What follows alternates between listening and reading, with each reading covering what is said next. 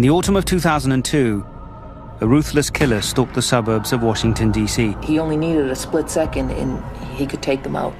People were murdered at random. White people, black people, young, old, children. And then the killer vanished without a trace. How do you find a ghost? Millions lived in fear. I felt like the water was over my head. The sniper's high-powered rifles sent shockwaves across the country. People like this exist in our world. One of the largest manhunts in American history spread from coast to coast. There were many false leads, but eventually the murderer became careless, and the police were able to apprehend a pair of deranged killers.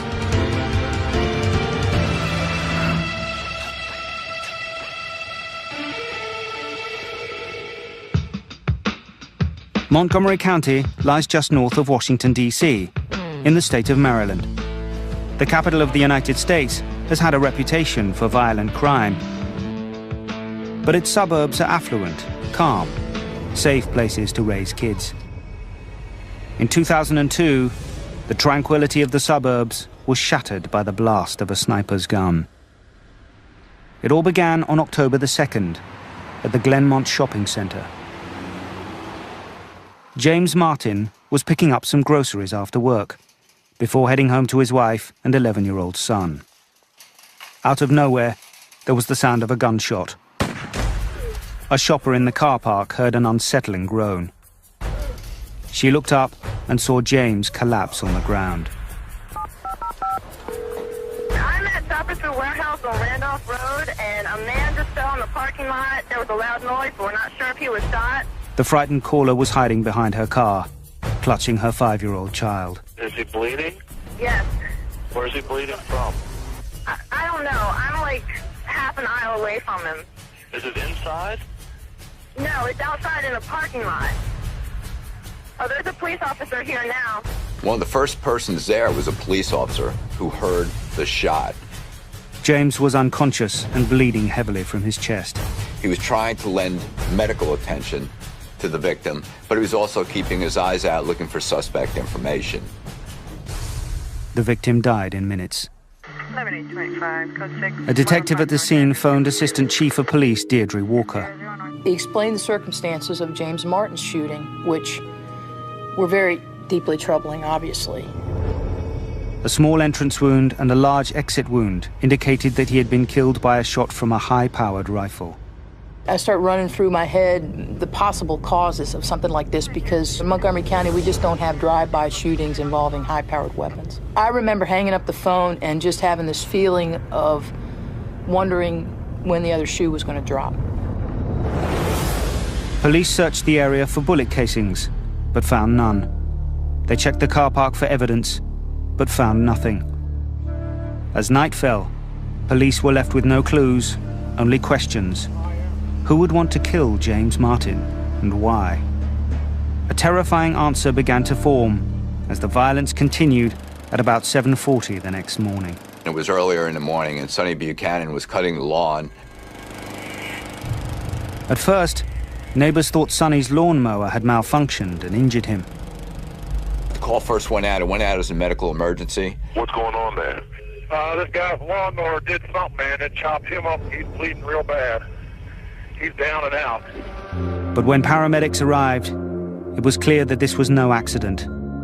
Sonny was rushed to a hospital. By then, his heart had stopped and was completely drained of blood.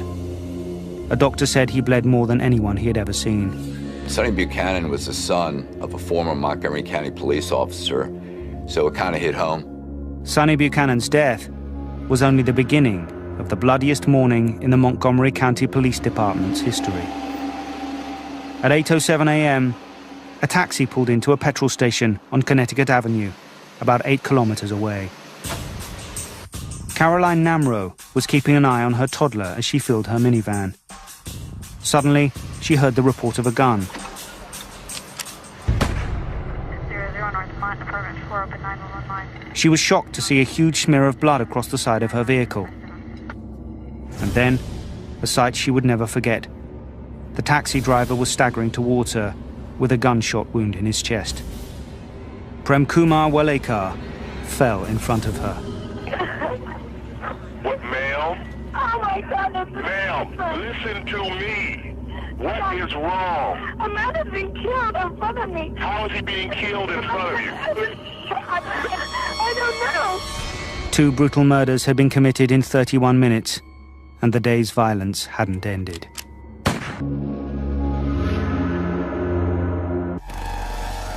Around breakfast time on October the 3rd, 2002, 2 men were shot dead in the normally peaceful suburbs just north of Washington, D.C. Each of them had been hit by a single bullet from a high-powered rifle. A few minutes later, the killer struck again.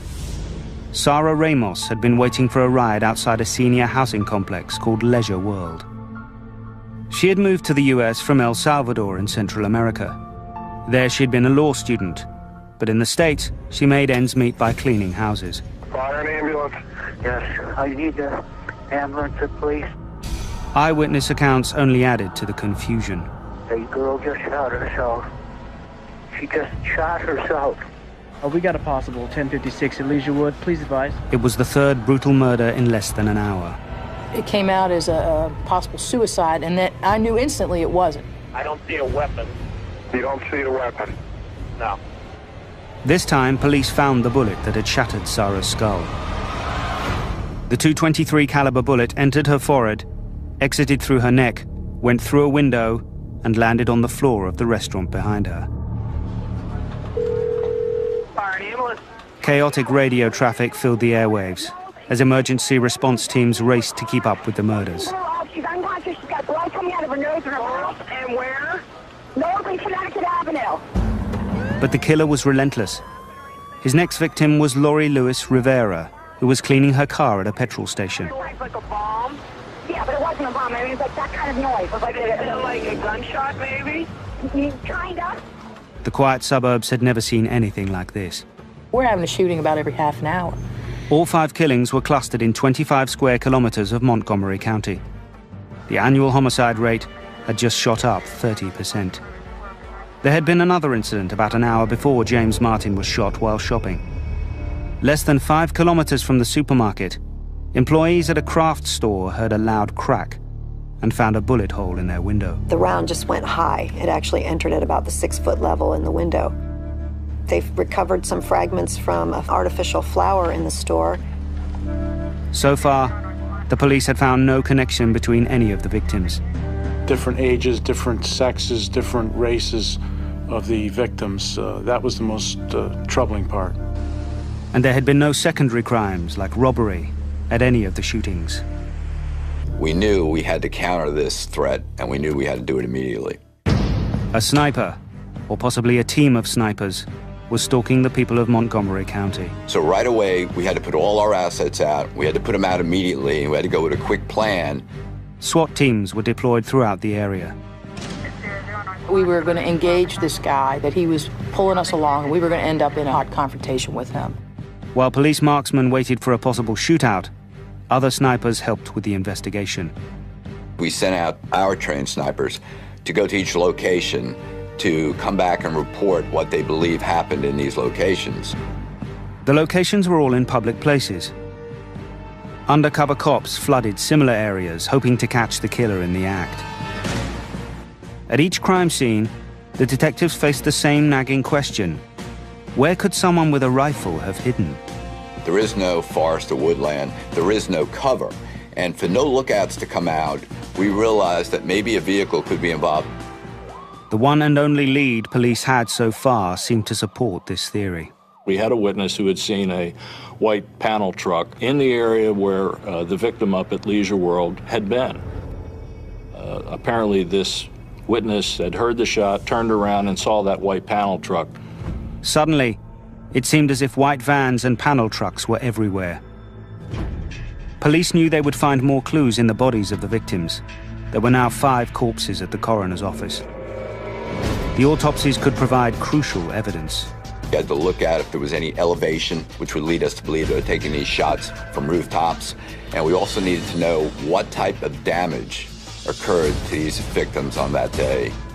But even before the forensics could be completed, another panicked call came in. 911 emergency. Yeah, we got a guy just shot out here. That night, Pascal Charlot, an elderly Haitian immigrant, was gunned down while crossing the road. He was just over the Montgomery County border in Washington, D.C.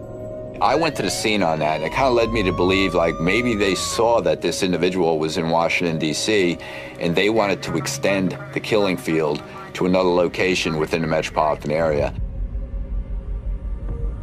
On October the 4th, 2002, Washington, D.C. area residents awoke to a new reality. Pumping gas, going outside, you're much more aware of what's going on around you. The fear was palpable. There was just this sense of foreboding as people went about doing their work. 6 innocent people had been gunned down in less than 48 hours. Police had no suspects, no motive, and very few leads. Now, everyone felt like a target. When people went to put gas in their car, they would bob and weave. People walked down the street, they wouldn't walk in a straight line. Montgomery County Police Chief Charles Moose selected his most experienced detective to lead the investigation, Barney Forsyth. The chief, of course, asked me, he says, what's the link? And I said, Chief, at this point, we don't see a link. And so that's the commonality, is that there is no link. And of course, that's one of the most difficult type of cases to deal with. Chief Moose made an early decision to deal with the crisis by presenting as much information as possible to the public. They still all appear to be random victims, don't appear to be anyone's enemy, don't appear to be involved in anything coordinated, just simply random targets. Schools went into lockdown, with armed guards out front. Helicopters were everywhere. Meanwhile, the autopsy results showed a consistent pattern. Analysis of the bullets indicated that they came from a long-range rifle, possibly a Bushmaster. These rifles that are military rifles, they're built to kill. They're not built just to hurt somebody, they're built to kill them. It goes in small and then it gets wider as it goes through. So what you end up with is that all those organs that are in that range of that cone get injured whether they get hit directly by the bullet or not. The Federal Bureau of Alcohol, Tobacco and Firearms is the main national agency that deals with gun-related crime in the United States. Its ballistics lab ran a trajectory analysis. We looked at the different rounds, the way the round hit the victim, and that helped us figure out where the shot may have been taken from. The shots were not coming from rooftops. Somehow, the killer was finding a way to hide in public places. Investigators began to believe that the sniper was shooting from a vehicle, which led to a theory that a pair of shooters might be involved. For the purposes of shooting, you want to have room available so you can have some mobility. And that means when you're behind the wheel, you don't have that kind of mobility. The idea that the armed sniper was hiding in a vehicle spread fear like wildfire. Washington area residents were already on edge. It was just a year since the 9/11 attacks, and there had also been an anthrax scare, during which 5 people had lost their lives and 17 had been infected. Now, they faced the possibility that a team of terrorists was hunting them down. The Washington Post, on the front page, says snipers and Al-Qaeda. Those questions were being publicly asked. On the afternoon of October the 4th, the sniper changed tactics. He moved south of Washington. Spot 911, what's your emergency? We've had a lady shot in our parking lot. This is Michaels in Fredericksburg. Caroline Sewell was gunned down in Virginia as she loaded craft supplies into her minivan. Get away from the window. I'm sorry. Where's the person at? She's laying in the parking lot, sir. While lying on the pavement, Caroline prayed that she could live for her 2 children. Say that again, honey. She's laying on the ground between our store and Michael's, and she is moving her arm. There's a lady standing over. There's a lady standing with her. She would become the first survivor of the sniper's long-range bullets. This was the second shooting incident at a branch of the craft store. Investigators immediately seized on a link that could lead to the killer. So we looked at disgruntled employees, people that maybe had been terminated, some connection between the Michaels in Maryland and the Michaels in Fredericksburg. Of course, nothing was really developed. There was nothing there. There was so little, in fact, at every crime scene. After each killing, the gunman vanished into thin air. Detectives were mystified. We had no physical description. We had no good eyewitnesses. How do you draw up a plan to find a ghost? In a desperate move, Police Chief Moose asked the public for help. We're still convinced that people have seen something. We want to talk to them. We want to follow up. A tip line was immediately overwhelmed by callers who were sure they knew the sniper. We had over 100,000 tips come in to the tip line, which is astronomical. Detectives began working around the clock to follow every worthwhile lead. Meanwhile, Assistant Chief Drew Tracy scrutinized the sniper's every move in search of a pattern. They were close to major roadways. We realized there were strip malls, and we realized that certain stores were consistent at these places. We also realized that they knew the traffic patterns in the area of Montgomery County. Rather than get stuck in heavy southbound traffic, the killer, or killers, traveled north after a morning shooting. They went to the path of least resistance. Based on those movements, police devised a scheme to trap the sniper. It was called the Concentric Circle Plan. An immediate response team would be ready to deploy within 1 minute of an emergency call. If we got the information within a minute, the most they could have gone was a half mile to a mile, whether it was on foot or in a vehicle. Police teams would then create a trap consisting of a series of widening circles around the area. And our goal was to be on scene within 2 to 3 minutes immediately after receiving information. And basically, we would try to roadblock every one of these locations with a uniform presence. We would flood internally with plainclothes operatives. Roadblocks began to spring up everywhere. We needed to lock them into a certain location. Police searched white vans and every other suspicious vehicle.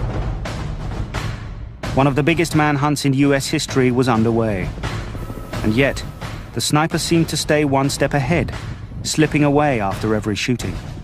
We would get ourselves just about where we thought we had things under control when something would happen in another jurisdiction. The high kill rate suggested a particular kind of suspect. We were dealing with a trained individual. Hunters have this expertise. Military has this expertise. Trained law enforcement would have this expertise. Based on the tight cluster of shootings on the first 2 days, police had been looking for suspects in that part of Montgomery County. But the Caroline Sewell case in Fredericksburg, Virginia, had expanded the attack zone tenfold. The killer could be anywhere, and as the weekend approached, an entire region held its breath. What would be next? The killer might not be a local resident, as they had first suspected. The safety of school children was a particular concern. I had 3 young children. I ran them through parking lots. I made them go down on the floorboard of the car when I got gas. Throughout the weekend, school and police officials debated whether or not schools should close. It was decided that schools would remain open, but the pupils would stay indoors. I had my kids telling me, Mom, you have to go to work. You have to go to work till you catch them. We need to go back out for recess. So, you know, it's a different perspective, but it was all that you could think about. So far, none of the shootings had happened near schools. But that was about to change. 13-year-old Iron Brown had been kicked off his school bus the week before. He'd gotten in trouble for eating candy on the bus, and his aunt had to take him to school. Iron's aunt dropped him off at school an hour early, because she had to get to work. News of the sniper shooting was constantly on the radio. No incidents, no activities at the school.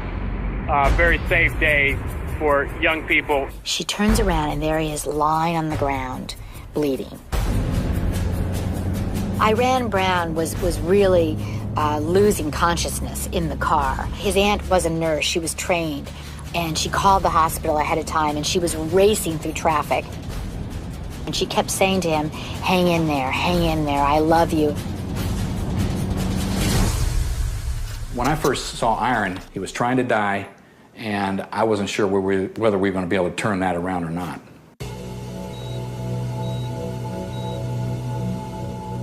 This is our home. This is our community. We took an oath to protect and serve.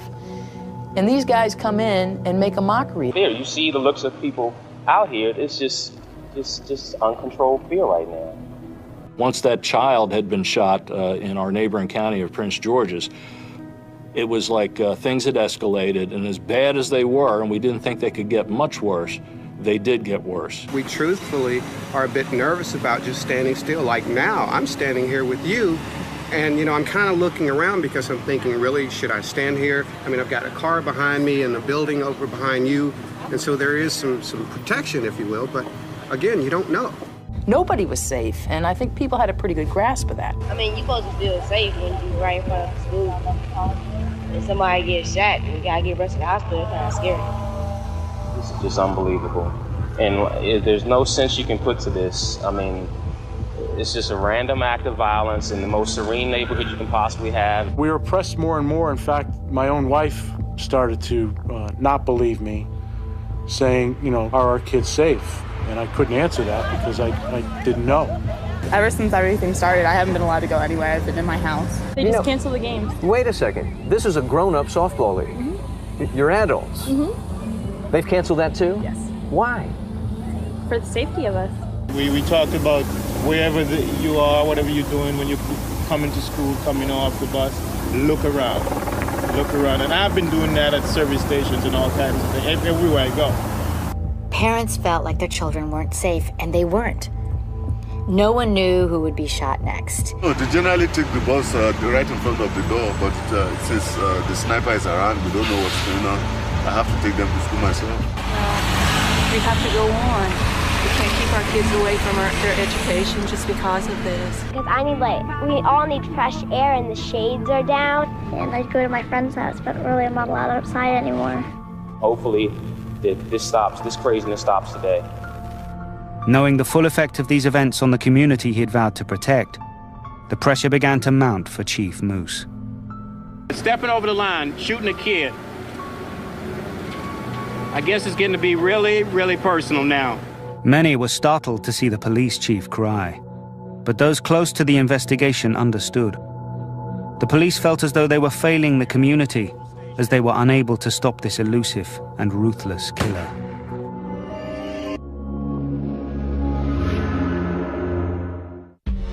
During 5 days in October 2002, there had been 7 shooting incidents in the Washington, D.C. area. They had all involved a single round from a high-powered rifle. The local police force seemed unable to put a stop to the shooting spree. However, the FBI brought in greater resources to search for the serial killer. A $200,000 reward was offered for information leading to an arrest. Back at the scene of schoolboy Iron Brown's shooting, investigators undertook a forensic walk, stepping slowly, shoulder to shoulder, through the area. And 2 of them discovered what they thought looked like a flattened out area in the shrubs where maybe somebody had been laying, and they pursued that area much more intensely and with a metal rake found the shell casing. They also found a pen barrel with the ink cartridge removed. It was sent to a forensic lab to check it for DNA. But the biggest find of the day was a mysterious tarot card. And it said, "For you, Mr. Police, code, call me God, do not release to the press." So they were using the code, call me God. It was almost like a calling card saying that it's us again and we did it. At that point in time, they did not ask for anything, and that's a scary situation. The suspects made it very clear that they did not want the media notified with regard to this. The task force wanted to honor the killer's request in order to establish communication, but the media were everywhere. No secret was safe. Police were determined to keep the tarot card evidence away from the press. The next day, the tarot card information was leaked, and it pretty much made the front page of the Washington Post. This is the kind of reporting that, while I understand wanting to get a big story, can be very devastating to a case. While the investigation seemed stalled, there was a spot of good news. We have been taking care of a young man. Iron Brown, the 13-year-old shot at school that morning, was going to live. Shell casings from his shooting strongly suggested that a Bushmaster rifle had been used, a weapon that could be lethal in the hands of somebody with little training. Thank you, Chief. Sorry to keep everyone waiting tonight. I talked about that you don't have to have a military training or be an expert marksman with this gun. The investigators had to be careful about information released to the media. At one stage, Mike Bouchard had noted that all the victims had been shot in the torso. Dean Myers was a civil engineer who had been decorated for service in Vietnam. He was on his way from Virginia to Maryland. He was leaving work, and he just stopped to get gas because he had a long ride home back to Gaithersburg. And he got out of the car, and he's pumping gas. A .223 caliber bullet ripped through his skull. It was October the 9th. If you get a bullet wound like that to the head, it doesn't matter what you do, you're dead. There's nothing we can do. 2 days later, Ken Bridges was killed, also at a petrol station in Virginia. On October the 14th, the sniper struck again in Virginia. Ted and Linda Franklin had just bought some shelves and were loading them into their vehicle. When Ted moved towards the front of the vehicle to adjust a seat, Linda walked to the rear. She was standing still when the fatal bullet hit. It was another shot to the head. The right side of Linda Franklin's head was completely blown off. She was the 11th victim of the DC sniper. And we felt with each new one that we weren't being successful at doing our job and protecting this community. But at this shooting, a witness came forward. Now, that was the first good information we had of a possible suspect, as well as a good descriptor of a vehicle. Sort of a cream or white in color Chevy van. Matthew Dowdy said he was walking out of the hardware store when he saw the killer. A Mid-Eastern style male, complected, crouching down, taking a shot. He described a white or cream-colored van with a burnt-out rear light. An alert went out to the public. We do want people to continue to watch for things that are out of place, strange behavior. Report that. I'm pleased to say that people continue to call our tip line. There are more bad guys than there are cops, but there aren't more bad guys than there are good guys. So when you put the good guys out there and you ask them to help you with a task, it's a force multiplier, and that's what we were counting on in this case. 2 days later, a detective was reviewing the surveillance tapes from the hardware store. At 9:21 p.m., Dowdy appeared on the in-store security videotape, 3 minutes after the shooting. When they realized that this was a false lookout and that false suspect information. The eyewitness turned out to be a hoax, just someone looking for media attention. 2 weeks after the shooting began, the investigators were back to square one. All the possible suspects from the surveillance tape recorded during Linda Franklin's shooting were eliminated. Sleep-deprived and frustrated, the investigators knew that to catch the sniper, they'd have to work even harder. You just couldn't walk away from the case. I didn't want to go off shift. Your bosses had to send you home. Get your sleep, you're going to have to come back tomorrow, it's a new day. And you'd go home, and on your way home, there was another shooting incident just around the corner. Before this case, Barney Forsyth had been planning to retire from the police force, but those plans were now on hold.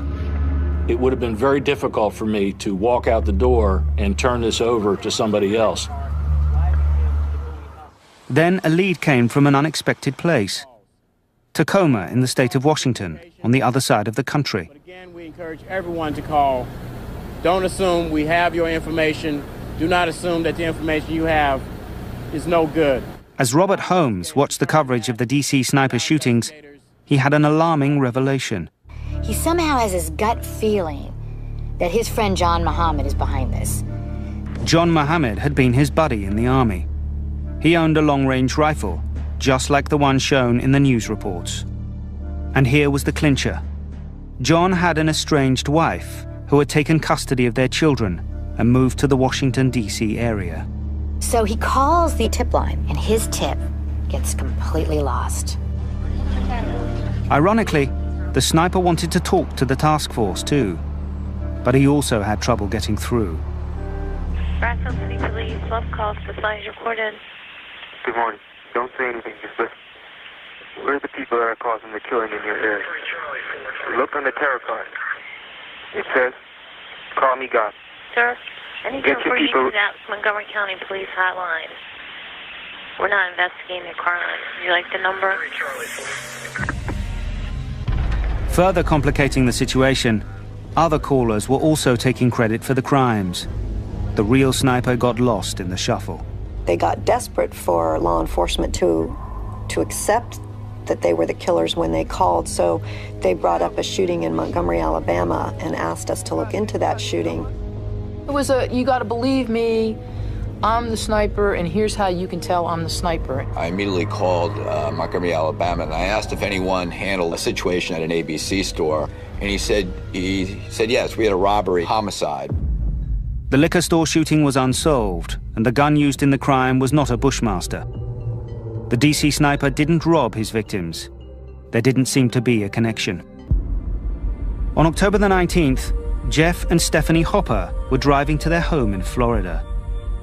When they pulled off the interstate highway some 150 kilometers south of Washington to fill up their car and have dinner, they thought they were out of the danger zone. They were walking out of the Ponderosa restaurant together after a nice dinner, and they were holding hands. They heard a gun report. It took a moment before Jeff realized he had been shot in the abdomen. His wife struggled to unlock her cell phone to call for help.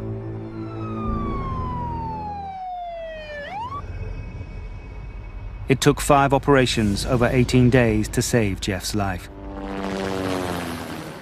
In the woods near the restaurant, an ATF dog found a bullet casing and a note tacked to a tree. The note was tucked inside a Ziploc bag. But the sniper left vital evidence. There was DNA on the Ziploc bag that the note was contained in. It's actually one of the ways in which law enforcement can pick up DNA is with a Ziploc mechanism that draws the DNA from the fingers as you do that. The DNA, however, didn't match anything in the FBI's national database. However, the note was intriguing. For you, Mr. Police, call me God. And then it went on to make demands, very specific demands of what was expected of law enforcement to make the killings end. The sniper wanted $10 million deposited in a bank account. Once I heard that, they were looking for really an exorbitant amount of money, but I really felt very confident that we were going to get them. The sniper also wrote that at 6 a.m. he would call the restaurant where Jeffrey Hopper had been shot.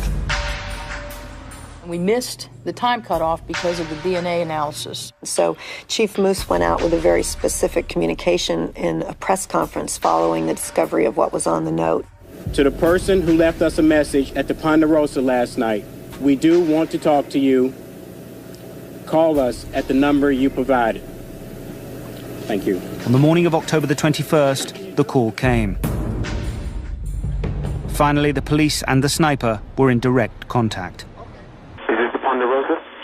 Who is this? Don't say anything. Just listen. The voice on the phone told the police to follow the demands from the note, or more people would be killed. They were to tell the press that the sniper had been caught like a duck in a noose. It ended with a chilling warning. P.S. Your children are not safe.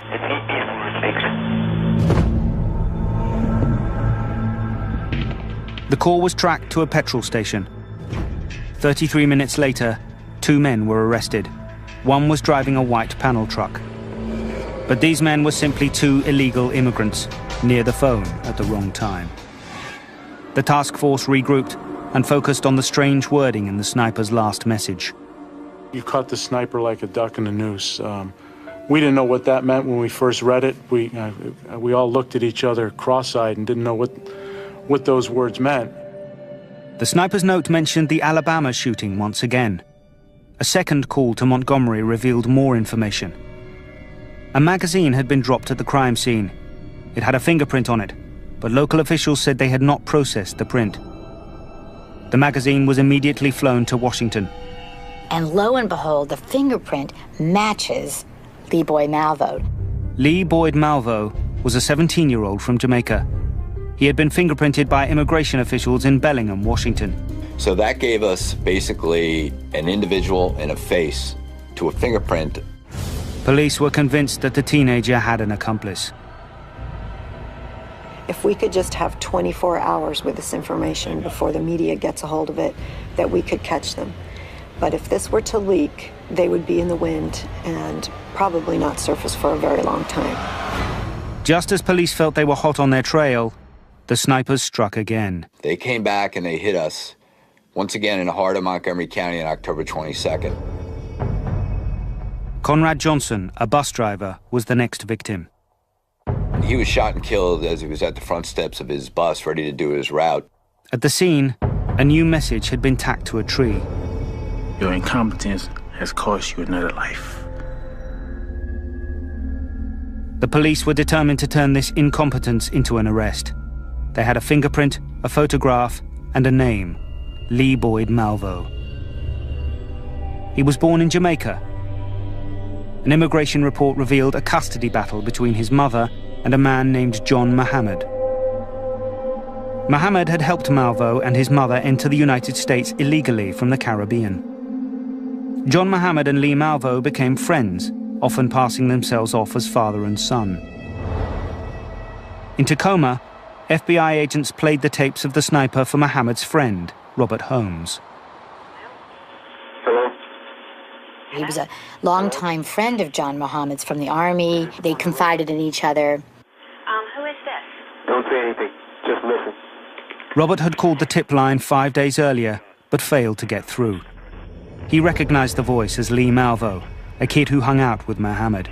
He also gave the agents a possible motive. He knew that John Muhammad was devastated when he lost his children to Mildred. Mildred was John Muhammad's ex-wife. When Muhammad had threatened to kill her, she moved to the Washington, D.C. area with their children.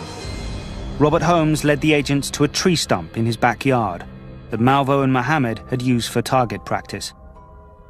Back in Maryland, the task force was closing in on their suspects. We ended up getting the tag number, which was a New Jersey plate, description of the vehicle listed to Mr. Muhammad. We knew we were looking for a blue Chevy Caprice with New Jersey tags, and we realized we were looking for at least 2 or more individuals. We're keeping our fingers crossed that this is the right thing. Whitney Donahue repaired industrial refrigerators for a living. He had been working late on October the 24th in Virginia. At about 11:30, I decided to go home. I got my van started on the Route 66. Home was a couple of long, dark hours away. To stay awake, he turned on the radio. We are looking for a blue Chevy Caprice with New Jersey tags NDA. Whitney had owned a Chevy Caprice, so he knew exactly what he was looking for. I started scanning the cars as I went in towards the Beltway, and then I got on Route 70 and decided to stop at the rest area on South Mountain. And as I turned in, I seen the Caprice. It was dark blue, and then as I came on in, I could see the front tag, and it was what I had written down, and I pulled in right directly across in front of them, picked up my cell phone, and called 911. The noose was about to tighten around the necks of what were now a pair of sitting ducks.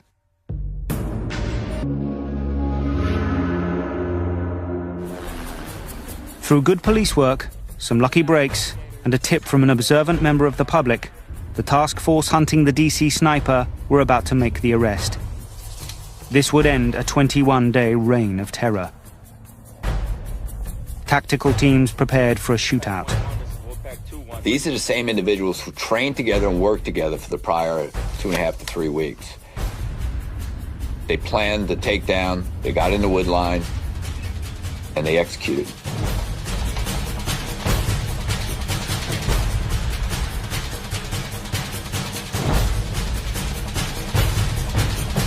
I remember looking down at Malvo and seeing beads of sweat on his forehead, and this is October, it was cool, and he didn't say a word. And I looked down, walked over to John Muhammad, and I saw his face. He was angry. It was a quick operation, and everybody knew we had them, and everybody was relieved, and everybody was glad it was over. I was extremely tired, both physically and psychologically. But as exhausted as he was, there was one thing Barney Forsyth had to do. I stopped actually by the school where my wife Marcia works, called her out of her classroom and put my arms around her. I said, "We got him." And I said, you can't tell anybody right now because it hadn't been released, but we got him.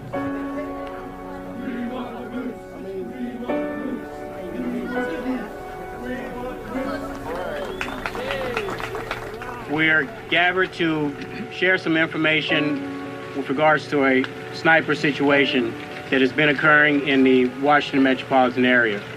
At approximately 1 o'clock a.m. today, a motorist called 911 to report seeing a 1990 Chevy Caprice.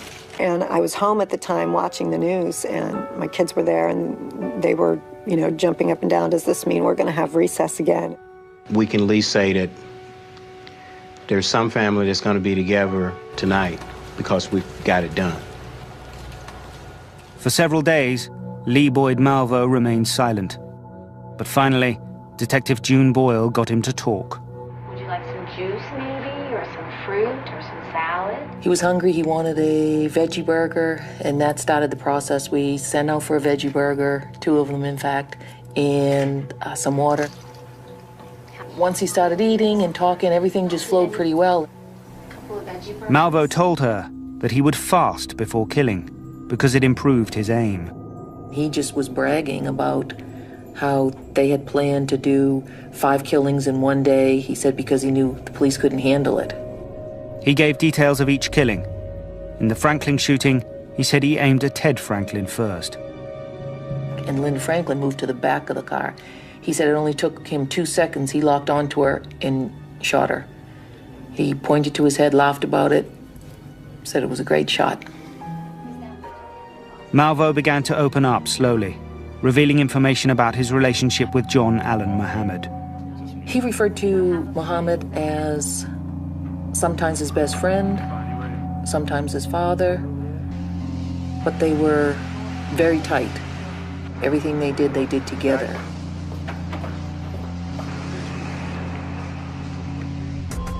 He and John Muhammad trained shooting out in the state of Washington, and he talked about that. They would shoot. He said we taught each other everything.